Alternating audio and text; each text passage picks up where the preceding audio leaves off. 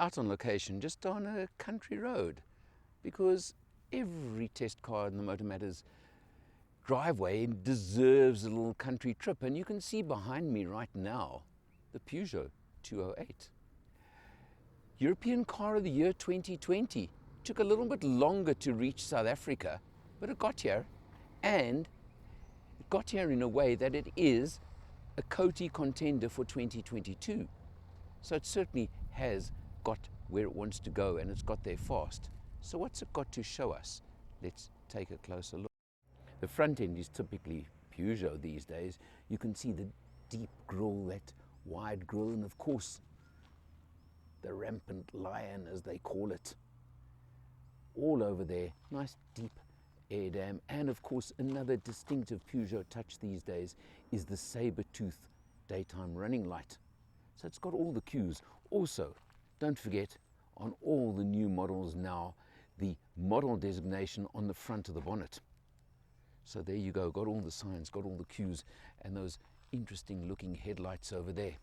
It's a B segment hatchback, so it really fills the role. A nice sized car, neat looks. You can see nice little sweeping C-pillar at the back over there, two-tone 16-inch mag wheels, alloy wheels over here. It's got all the features you're expecting from a car of this category and a car of this type, and it certainly does fill that role.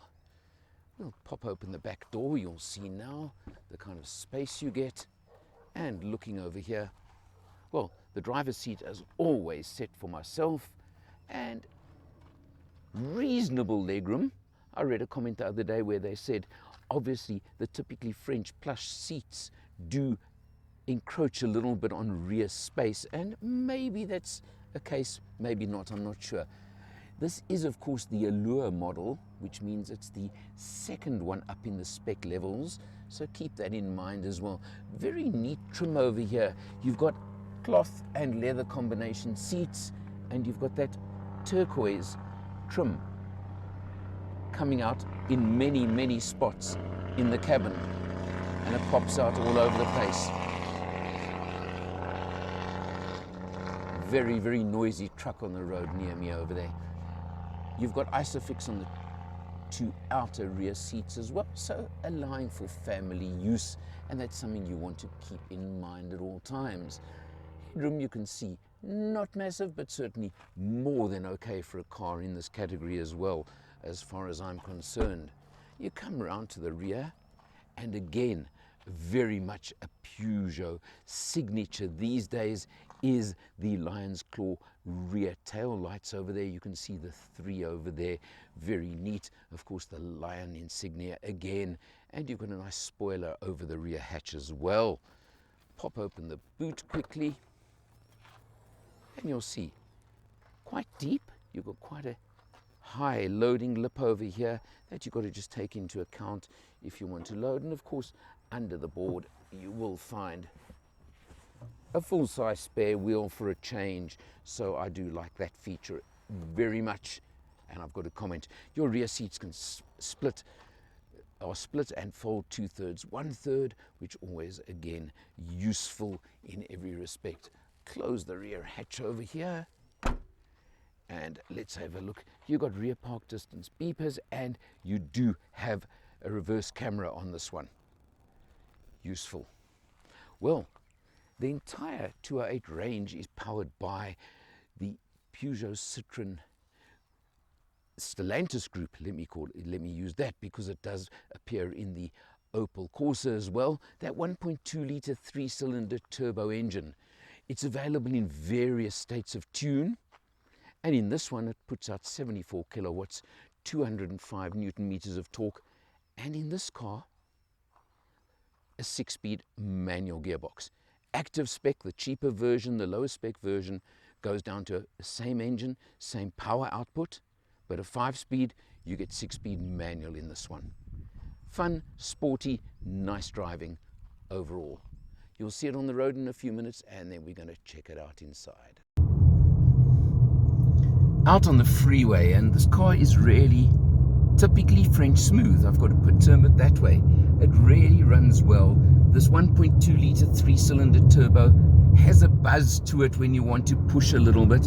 I'll try and give you an example and show you. If you rev it up a little bit, you can hear it does have a nice buzz to the engine. But that's part of the character and part of the personality. But the other thing, you'll see it more fully a bit later in the video, but this tiny little Peugeot steering wheel really gives it handling ability and real smooth, fun, almost fun handling. I've got to use that term. I know there's another brand that like to use the term, but there's a bit of the go-kart handling in it. The iCockpit, the digital iCockpit, really fantastic. It shows you everything you want, and it's so up to date and just with it on the market these days. It does a nice job as well. But it's about the drive, and this may be the 74 kilowatt version of this engine. It's interesting, of course, I've driven the 81 kilowatt version recently. I've driven the 96 kilowatt version, and all of them, yet this car just feels like it's got oomph. And that's the best word to use right now. It really feels a lot quicker, a lot faster, a lot sportier than the 74 kilowatts. Nice space, you'll see that later on as well. But this is about the highway. We're on a very, very rough section of highway and tarmac at the moment. And yes, obviously there's some tire rumble when you're on a stretch like this, but it's not undue, it's not bad, and it's a pretty smooth, comfortable ride. The nice, typically French seats are soft and comfortable. You've got little bits of turquoise trim here and there just to give it a little bit of character. And this car has got lots and lots of character, that's for sure. Overall, I call it a fun drive.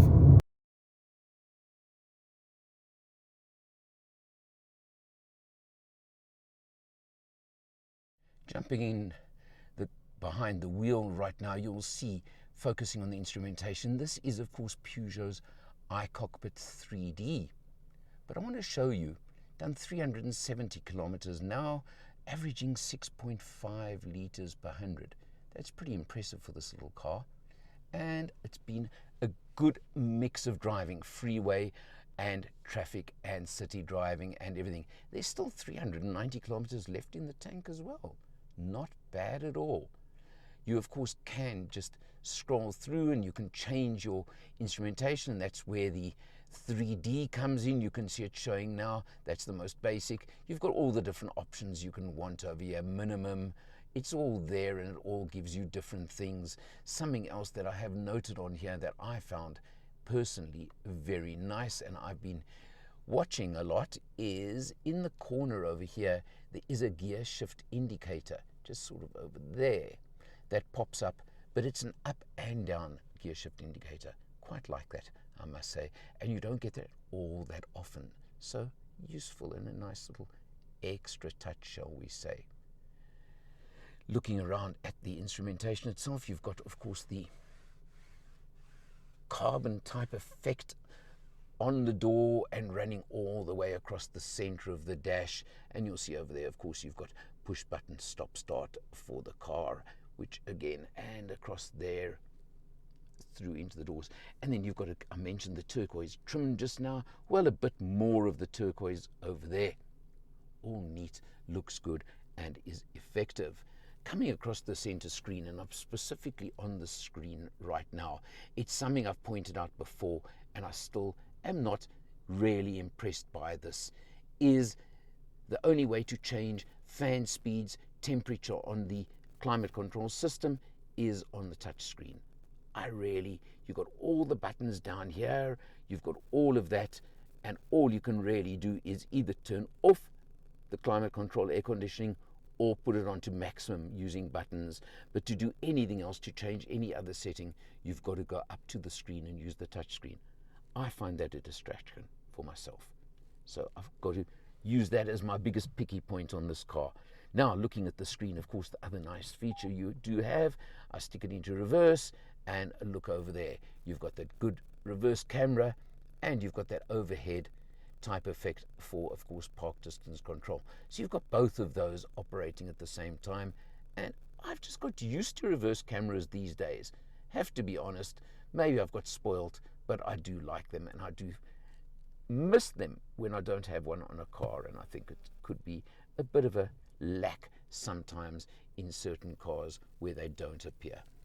Press over there and you get your different screens. No navigation on here. You've got to use, of course, your Android Auto, Apple CarPlay to get to that. I've shown you these piano key buttons over here. They really are neat. They're useful and they're very nice. And over there is the sole USB. Perhaps could do with more than one. But again, in today's world, I think most drivers would like more USBs. A very nice little spot over here, and this really is useful.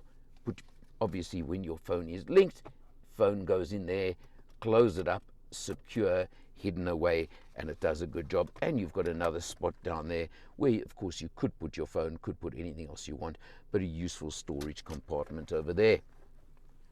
I mentioned the 6-speed manual gearbox, and it certainly is a nice, easy, light shift. Got a good positive feel to it, which I did enjoy, and I do like a lot as well. So it's got both sides to it. Easy, light to drive in traffic, but it's got that nice feel to it as well. But here comes Alan's picky point on this car, and this really is my biggest criticism of this particular car. Do you notice the metal on the side of this gear lever?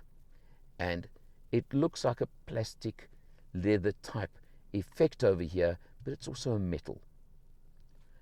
If you park this car in the sun, do it at your own peril, because this gear lever gets unbelievably hot to the touch, to the point where I burnt my palm more than once during this test. It's hot in Josie at the moment. It's been hot for the last week. And quite honestly, getting into this car when it's been parked in the sun, doing that, you burn. Try and shift gears while you drive. If you actually want to pull off and drive, you're going to burn your hand. And it's a little bit awkward and could be even, I'm going to say, dangerous. You come a little bit further down. You've got a 12 volt over there. Good spot for it. And you've got 2 cup holders and a tiny little storage area there. There's no armrest stroke compartment over here. I'm sure the GT line models will have that, but not on Allure spec. So it's something you've got to decide. Something else, of course, that is so typically Peugeot is this tiny little steering wheel that they have. Almost square steering wheel. Really fun to drive, nice to hold, works nicely, very, very interesting, and it makes fun driving. But you've got to take your time. You do have height adjustment on the driver's seat, fortunately, which is useful. But you've got to take some time to get your driving position exactly right. Because if you don't get them all absolutely right, you do block your view of the instrumentation with the top of the steering wheel. The steering wheel is height adjustable. It does help, so it does work, but it can be just that little bit tricky to get it spot on. I got it eventually. Took me a bit of time, but I think you can see what I'm referring to over here. Obviously, drivers of different heights are going to have to set it in different positions. I'll swing round. I showed you, of course, where the driver's seat is set. You look in the back, I showed you the space. It's not massive, but certainly for a young couple, young family, I think it's more than adequate. Well, having shown you all of this now, of course it comes down to the money, doesn't it? The current price, and it's just gone up unfortunately in South Africa, so you're looking at approximately 360,000 Rand. In the spec, you can save about 50,000 Rand by going down to active spec, and you lose a gear on the gearbox, you lose a lot of the trim, etc. Really, if you want a more basic, it is up to you. You can do that and save some money. GT line adds to the price, but remember, obviously, is the 96 kilowatt version automatic only. I wish they would bring a 96 kilowatt manual version to the market. I think that could be tremendous fun, but, well, we've got to see, and obviously it's what sells is what's going to come here. You get auto on headlights, you get auto wipers with this one as well, so you do get a lot of spec for your money, and that's important. It's head on to the new Polo that's literally being launched as I'm doing this video. And price-wise, it's even actually a little bit lower than the Polos. But South Africans love the Polos. If you're in this category and that is what you're looking for, you really, really should check this one out as well. It's not perfect. It has my little picky points, as I mentioned to you. But what car doesn't? But it has personality. It's got typically French, comfortable, squishy type seats. It's got a lot of things going for it. You do get a 3-year, 60,000 kilometer service plan thrown into the price as well. Check it out for yourself. I think you would be doing yourself a favor. For Motor Matters, I'm Eleanor, and I'll see you next time.